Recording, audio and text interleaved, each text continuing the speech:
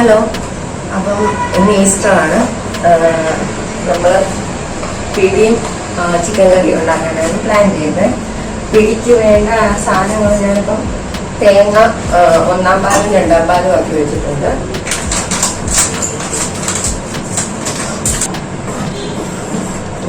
അറിയത്തില്ല. അരിപ്പൊടി റോസ്റ്റ് ചെയ്ത് വെച്ചിട്ടുണ്ട്, ചെറുതായിട്ട് ചൂടാക്കിയിട്ട് വെച്ചിട്ടുണ്ട്. പിന്നെ ഇത് അരിപ്പൊടി വെച്ച് നമ്മൾ കുഴയ്ക്കാൻ യൂസ് ചെയ്യുന്ന വെള്ളം എന്ന് പറഞ്ഞാൽ കുറച്ച് വെള്ളം എടുത്തിട്ട് അതിനകത്തോട്ട് ജീരകം ജിഞ്ചർ ഗാർലിക് പേസ്റ്റ് എടുത്തേക്കുന്നത്. അപ്പോൾ അതിൻ്റെ സത്ത് നമുക്ക് കിട്ടണം.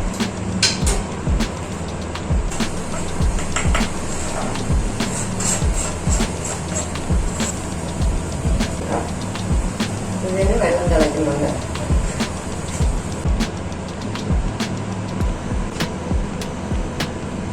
നമ്മളിപ്പം 2-ാം പാലാണ്. ഇപ്പം 2-ാം പാൽ ഒഴിച്ചിട്ട് നമ്മൾ ഇത് ബോൾസ് ആക്കിയിട്ട് നമ്മൾ വെക്കുന്നു. അപ്പം ഈ ഒരു ഷേപ്പിൽ കിട്ടും. നമ്മൾ ഇട്ട് കൊടുക്കുക.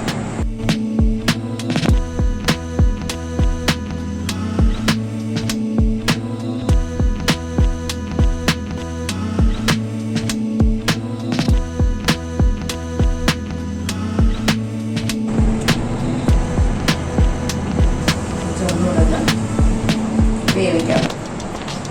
അത് കഴിയുമ്പോൾ നമ്മുടെ പിടി റെഡി. ഞാൻ പിടി ഉണ്ടാക്കി കഴിഞ്ഞായിരുന്നു. ഇപ്പോൾ നമ്മൾ ചിക്കൻ കറി ഉണ്ടാക്കുന്നത്. ചിക്കൻ കറി ഒരു വെറൈറ്റി രീതിയിൽ ഉണ്ടാക്കാനാണ് പ്ലാൻ ചെയ്യുന്നത്. അപ്പം നിങ്ങളെയും കാണിക്കാമെന്ന് വിചാരിച്ചു. അല്ലാതെ സാധാരണ ഞാൻ ഉണ്ടാക്കുന്നത് എങ്ങനെയാണെന്ന് ഞാൻ നിങ്ങളെ ഓൾറെഡി എൻ്റെ യൂട്യൂബ് ചാനലിൽ ഞാൻ ഇട്ടിട്ടുണ്ട്. അപ്പം ഇന്ന് ഉണ്ടാക്കാൻ പോകുന്നത് ഇച്ചിരി സ്പെഷ്യലായിട്ട് ഉണ്ടാക്കാമെന്ന് വിചാരിച്ചു. അതും നിങ്ങളെ കാണിക്കാം. റെസിപ്പി എങ്ങനെ ഇരിക്കുമെന്ന് അറിയത്തില്ല. ആദ്യം നമ്മൾ കുറച്ച് സവാള ആദ്യം എടുക്കാവുള്ളൂ. കാരണം മാരിനേറ്റ് ചെയ്യാൻ വേണ്ടിയാണ്. ആദ്യം ഒന്ന് നല്ലപോലെ വഴറ്റിയെടുക്കണം. ഉപ്പിട്ടിട്ടില്ല, ഉപ്പ് കുറച്ചിടാം. ഉപ്പ് കുറച്ച് നല്ലപോലെ വഴറ്റിയെടുക്കണം. ഈ ഒരു കളറൊക്കെ ആവുന്ന സമയമാകുമ്പോഴത്തേന് നമ്മൾ ഇഞ്ചിയും വെളുത്തുള്ളിയും ചതച്ചത് ഓൾറെഡി നമ്മൾ മിക്സി ജാറിലിട്ട് അരയ്ക്കും.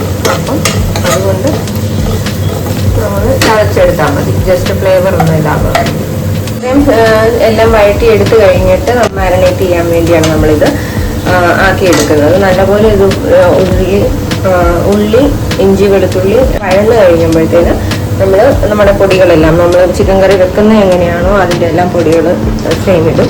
അതായത് മഞ്ഞൾപ്പൊടി, മുളക് പൊടി, മല്ലിപ്പൊടി, പിന്നെ ഗരം മസാല, ചിക്കൻ മസാല ഇത്ര ഇട്ടിട്ട് നമ്മൾ അതും വഴറ്റിയെടുക്കണം. വഴറ്റിയെടുത്ത് കഴിഞ്ഞിട്ട് അത് വഴന്ന് കഴിയുമ്പോഴത്തേന് നമ്മളത് മാറ്റി വെക്കുന്നു. കുറച്ചൊന്ന് ചൂടാറി കഴിയുമ്പോഴത്തേനും നമ്മൾ മിക്സി ജാറിലിട്ടിട്ട് അതൊന്ന് അരപ്പാക്കി എടുക്കണം. ചിക്കനിൽ നമ്മൾ മാരിനേറ്റ് ചെയ്യാൻ എടുക്കും. മാരിനേറ്റ് ചെയ്ത് കഴിഞ്ഞിട്ട് ഒരു 10-15 മിനിറ്റ് നമ്മൾ ചിക്കൻ ഫ്രിഡ്ജിൽ റെസ്റ്റ് ചെയ്യാൻ വെക്കും. ആ സമയം കൊണ്ട് നമ്മൾ സവാളയും തക്കാളിയും ചിക്കൻ കറി എങ്ങനെയാണ് വെക്കുന്നത് അതിന് ഗ്രേവിക്ക് വേണ്ടിയുള്ള സെറ്റാക്കാൻ തുടങ്ങും. അതായത് സവാളയും തക്കാളിയും കൂടെ വഴന്ന് കഴിയുമ്പോഴത്തേന് സെയിം എങ്ങനെയാണോ ബാക്കി ചിക്കൻ കറി നമ്മൾ വെക്കുന്നത് അതേപോലെ തന്നെ പൊടികളെല്ലാം ആഡ് ചെയ്തിട്ട് നമ്മൾ വഴറ്റിയെടുക്കുന്നു. പിന്നെ അത് ഗ്രേവി ആക്കുന്നു. അതെല്ലാം കഴിഞ്ഞിട്ട് നമ്മൾ അത് മാറ്റി വെച്ച് കഴിയുമ്പോഴത്തേന് നമ്മൾ ഈ മാരിനേറ്റ് ചെയ്ത് വെച്ച ചിക്കൻ എയർ ഫ്രൈ ചെയ്തിട്ട് നമ്മൾ ഒരു 10 മിനിറ്റത്തേക്ക് എയർ ഫ്രൈ ചെയ്ത് കഴിഞ്ഞിട്ട് അപ്പോൾ ഓൾറെഡി അത് വേവുമല്ലോ. ആ ചിക്കൻ എടുത്തിട്ട് നമ്മൾ ഈ ഗ്രേവിയിലിടുന്നു. അത് കഴിയുമ്പോഴത്തേന് അതിൻ്റെ ടേസ്റ്റും കാര്യങ്ങളും എങ്ങനെയാണെന്ന് അറിയത്തില്ല. വേറിട്ടൊരു ടേസ്റ്റാണ് കിട്ടുന്നതെങ്കിൽ നമുക്കൊരു ഫ്രഷ് ക്രീമും കൂടെ ആഡ് ചെയ്തിട്ട് നമുക്ക് എങ്ങനെ കിട്ടുമെന്ന് നോക്കാം. അപ്പം ഞാൻ പിടിയുടെ കൂടെ കഴിക്കാൻ ഈ ഒരു ചിക്കൻ കറിയാണ് ഞാൻ ഉദ്ദേശിക്കുന്നത്. അപ്പോൾ ഞാൻ പൊടിയൊക്കെ ആഡ് ചെയ്തിട്ടുണ്ട്. മുളക് പൊടി, മല്ലിപ്പൊടി, മഞ്ഞൾപ്പൊടി, പിന്നെ ഞാനിവിടെ എടുക്കുന്നത് പെപ്പർ ചിക്കൻ്റെ മസാലയാണ്. അതും കൂടെ ആഡ് ചെയ്യുന്നതാണ്. ഇത് നല്ലപോലെ ഒന്ന് മിക്സ് ചെയ്തിട്ട് സെറ്റാക്കി എടുക്കണം. ഈ പൊടികളുടെയൊക്കെ പച്ച മണം മാറി കഴിയുമ്പോഴത്തേനും നമുക്കറിയാമല്ലോ. പച്ചമണം മാറുമ്പോഴത്തേനും നമുക്ക് അടുപ്പിൽ നിന്നെടുത്ത് മാറ്റി വെക്കാം. അരപ്പിനെയും ചിക്കനിലോട്ട് മിക്സ് ചെയ്ത് വെക്കണം, മാരിനേറ്റ് ചെയ്ത് വെക്കണം.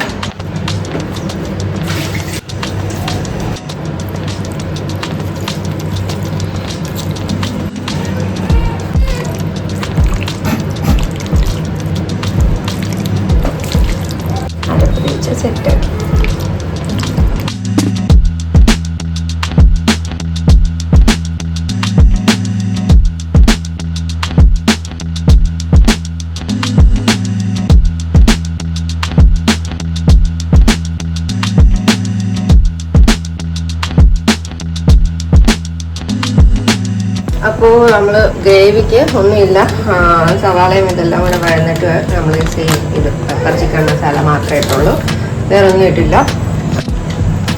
വെള്ളം ഒഴിച്ച് കൊടുക്കുന്നു. സോ ബേസിക്കലി ഇത് എന്താ സംഭവം എന്ന് പറഞ്ഞു കഴിഞ്ഞാൽ നമ്മളെപ്പോഴും ഇതുപോലുള്ള എയർ ഫ്രയറിലൊക്കെ ചെയ്യുമ്പോൾ ടെമ്പറേച്ചർ കുറച്ച് ലോങ് ടൈമിലേക്ക് കുക്ക് ചെയ്യാൻ വയ്ക്കാം. അപ്പോൾ അതിൻ്റെ ഗുട്ടൻസ് എന്താണെന്ന് വെച്ച് കഴിഞ്ഞാൽ വെളിവശം നമ്മൾ കാണുമ്പോൾ വളരെ ക്രിസ്പി, സൗണ്ട് കേൾക്കാൻ തോന്നും, ക്രിസ്പി ആയിരിക്കും, പക്ഷെ ഉള്ളിൽ വളരെ സോഫ്റ്റ് മീറ്റ് ആയിരിക്കും. ഓക്കെ, നമ്മൾ വിചാരിക്കും കരിഞ്ഞെന്ന്, പക്ഷെ അകത്തെ ടെക്സ്ചർ ഉണ്ടാവും, സോഫ്റ്റ് ചിക്കൻ ആയിരിക്കും, ജ്യൂസിനെസ് ഉണ്ടാവും. സോ കാണുന്നവര് ഉറപ്പായിട്ടും വിചാരിക്കും ഇത് കരിഞ്ഞു വന്നു, പക്ഷെ ഇത് കരിഞ്ഞിട്ടില്ല. എയർ ഫ്രൈ ചെയ്ത് വെച്ചിരിക്കുന്ന ചിക്കൻ ഇപ്പോൾ ഓരോന്നിപ്പോൾ എടുത്ത് ഓരോന്നുള്ള സമയം ഇപ്പം ഇങ്ങനെ ചെയ്ത് വെച്ചേക്കുന്നത് മാരിനേറ്റ് ചെയ്ത് ഇനിയും ചിക്കൻ ഇനിയും ഇരിപ്പുണ്ട്. അത് നമ്മൾക്ക് അത് ഇനി എന്തെങ്കിലും കറിയോ എന്തെങ്കിലും വെക്കുമ്പോൾ നമുക്ക് ചെയ്യാം. ഇതിൻ്റെ കൂടെ ഇതിൻ്റെ ടേസ്റ്റ് നോക്കിയിട്ട് ക്രീം ആഡ് ചെയ്യണോ വേണ്ടത് നമ്മളിപ്പം തീരുമാനിക്കും.